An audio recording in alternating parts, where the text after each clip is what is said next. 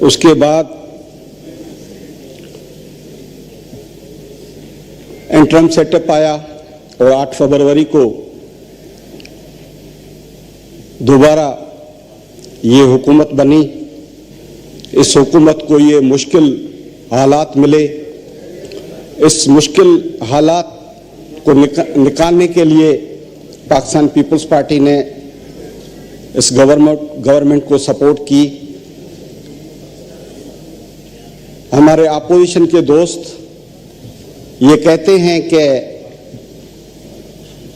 इमरान खान है तो पाकिस्तान। मैं उनको ये कहूँगा कि आप इस नारे को भूल के सब मिलके, जो भी इस मुल्क के पॉलिटिकल लीडरशिप हैं, उनसे मिलके आप इस मुल्क को इकोनॉमिक क्राइसिस से निकालें। सब मिलके ही हम पाकिस्तान को इस मुश्किल हालात से निकाल सकते हैं। मैं फख्र से ये कह सकता हूं कि इन मुश्किल हालात को हमारे को चेयरमैन जनाब आसिफ अली जरदारी साहब, बिलावल भुट्टो जरदारी साहब, चेयरमैन पाकिस्तान पीपल्स पार्टी, हमें यकीन है कि इन मुश्किल हालात को फेस करेंगे और इस मुल्क को इन क्राइसिस से निकालेंगे। लेकिन उनमें सबको मिलके साथ देना पड़ेगा। मैं ये भी कह सकता हूं कि आसिफ अली जरदारी को चेयरमैन सदर साहब मुफाहमत के बादशाह हैं। वो सबको मिला के, सब सियासी पार्टियों को मिला के, हमारे अदारों को भी साथ लेके, उसमें हमारे जुडिशरी भी है, सबको मिलके इन मुश्किल हालात से निकालने में रोल अदा कर सकते हैं। मैं इस बजट के हवाले से थोड़ी बहुत बात करूंगा कि मैं कोई इकोनॉमिस्ट नहीं हूं।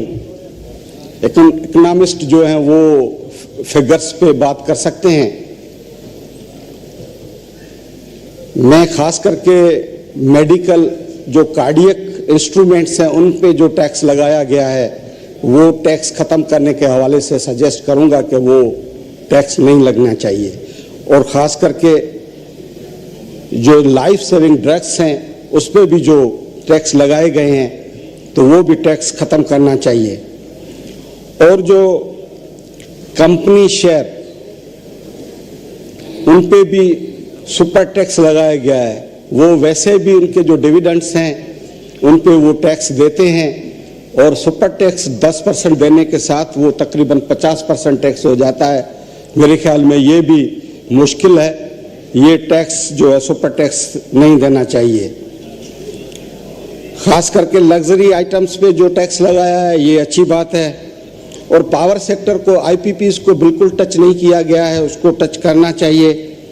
और जो नॉन फाइलर पे टैक्स जो लगाया गया है मेरे ख्याल में उसको इम्प्लीमेंटेशन के हवाले से देखना चाहिए, क्योंकि उससे नॉन फाइलर से इतने बड़े टैक्स लगाने से कैश ट्रांजेक्शन वो ज़्यादा होगी और बैंक ट्रांजैक्शन बिल्कुल कम होगी, तो इसको भी देखना चाहिए। मैं खास करके वापडा के हवाले से बात करूंगा। मुझे नहीं लगता कि यहाँ वापडा का मिनिस्टर है, कोई नोट लेंगे या अफसर हैं या नहीं, उसके हवाले से मैं गैलरी में हैं, अफसर हैं फाइनेंस, मैं जरूर बात करूंगा। और राना तनवीर साहब भी ले रहे हैं नोट्स। मैं कुछ मेरे राना तनवीर साहब हल्के की बात करूंगा। राना तनवीर साहब ये जरा पॉइंट्स लिख लीजिएगा प्लीज जो कर। मैं कुछ मेरे हल्के की बात करूंगा क्योंकि मैं एक रिमोट एरिया से ताल्लुक रखता हूं, थरपारकर से, और कुछ मेरी लीडरशिप की भी बात करूंगा। मेरी लीडरशिप के हवाले से मैं अपने सदर साहब के हवाले से बात करूंगा कि उन्होंने जब सदर थे तो एनएफसी अवार्ड दिया, 18th अमेंडमेंट दी और पार्लियामेंट को एम्पावर किया। वो खास करके मैं माइनॉरिटी के हवाले से बात करूंगा कि माइनॉरिटी में सेनेट की सीट भी हमारे पाकिस्तान पीपल्स पार्टी के दौर में रखी गई थी और 11 अगस्त को सेलिब्रेट करने के लिए जो कायद-ए-आज़म मोहम्मद अली जिन्ना साहब ने माइनॉरिटी के लिए 11 अगस्त को स्पीच की थी, तो उसको सेलिब्रेट करने के हवाले से भी हमारे प्राइम मिनिस्टर यूसुफ रज़ा गिलानी साहब ने वो ऐलान किया था। और ख़ास करके केपी को आइडेंटिटी जो दी है वो भी हमारे सदर साहब ने अपने दौर में दिया था। और ख़ास करके मैं फ़ख्र करता हूँ कि मेरा ताल्लुक़ पाकिस्तान पीपल्स पार्टी से है, एक लिबरल पार्टी है और इस पार्टी में कोई माइनॉरिटी गैर मुस्लिम की कोई बात नहीं है। मैं वैसे भी पैदा ज़रूर हिंदू ख़ानदान में हुआ हूँ, लेकिन मैं इंसान और पाकिस्तान पे ईमान रखता हूँ। मैं एक पाकिस्तानी हूँ और फ़ख्र करता हूँ मैं अपनी पार्टी पे, अपनी लीडरशिप पे, जिसकी पार्टी में इलेक्शन के हवाले से ये एक कॉन्सेप्ट है कि जनरल सीट्स पे नॉन मुस्लिम को इलेक्शन में लड़ाना चाहिए और ये वाहिद इस मुल्क की पार्टी है जिसमें जनरल सीट पे इलेक्शन लड़के कैंडिडेट पाकिस्तान पीपल्स पार्टी की सपोर्ट से यहाँ आते हैं। वो प्रोविंस में भी हमारे काफ़ी कैंडिडेट जो हैं वो पाकिस्तान पीपल्स पार्टी के सपोर्ट से आते हैं, जीतते हैं। वो प्रोविंशियल असेंबली में भी है, मैं भी जनरल सीट पे प्रोविंशियल असेंबली में रहा था, लेकिन मैं चेयरमैन बिलावल भुट्टो जरदारी साहब के उस आइडिया को, जिसने जब वो इंडिया गए थे एज ए फॉरेन मिनिस्टर, तो वहाँ जिस तरीके से कश्मीर का केस वहाँ पेश किया था वो आप सबको मालूम है। और वहाँ बिल्कुल बुलंद आवाज़ से ये कहा था कि कश्मीर पाकिस्तान का अटूट अंग है और उसके साथ ये भी कहा था कि वहाँ पाकिस्तान में नेशनल असेंबली में भी नॉन मुस्लिम जो है वो जनरल सीट पे जीत के आते हैं, लेकिन वहाँ जो इंडिया में मुस्लिम है तो उनको पजीराई नहीं मिलती। और मुझे 2 बार पाकिस्तान पीपल्स पार्टी ने, हमारे चेयरमैन बिलावल भुट्टो जरदारी, को चेयरमैन जनाब आसिफ अली जरदारी साहब, अदी फरयाल टालपुर साहिबा ने मुझे 2 बार पाकिस्तान पीपल्स पार्टी का टिकट दिया और एक थरपारकर से रिमोट एरिया से मैं पाकिस्तान पीपल्स पार्टी के टिकट पे जीत के यहाँ आया हूँ। ये हमारे लिए फ़ख्र की बात है और ये एक पाकिस्तान में मिसाल है पाकिस्तान पीपल्स पार्टी के हवाले से कि वो पाकिस्तान पीपल्स पार्टी में मिनार्टी के एमएनए जो है वो जीत के आते हैं।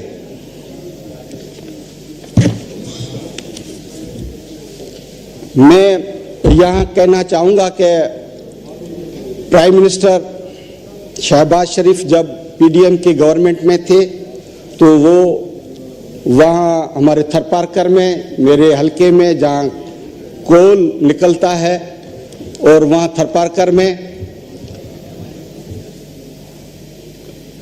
2600 मेगावाट इलेक्ट्रिसिटी जो है वो एनटीसीडी में जाती है। और वहाँ 2 बार प्राइम मिनिस्टर आए थे और एक 22 में अक्टूबर में आए थे और मार्च में आए थे।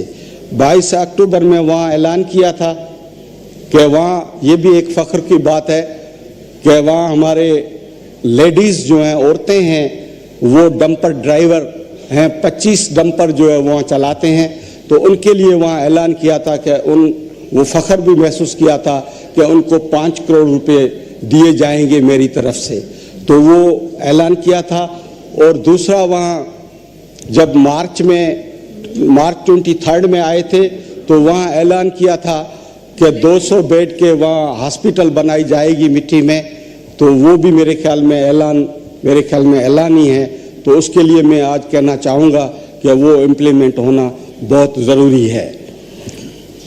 उसके सिवा मेरे हलके में आपको मालूम है कि कोल निकलता है, वहाँ सीपे का बहुत बड़े में बड़ा प्रोजेक्ट है पाकिस्तान का, और वहाँ 2600 मेगावाट बिजली जो है वो NTCD में पाकिस्तान ग्रिड स्टेशन में जाती है। वहाँ के लिए या मैं वापडा के हवाले से जो बात करना चाह रहा था कि वो वापडा को देखना चाहिए कि इलेक्ट्रिसिटी के हवाले से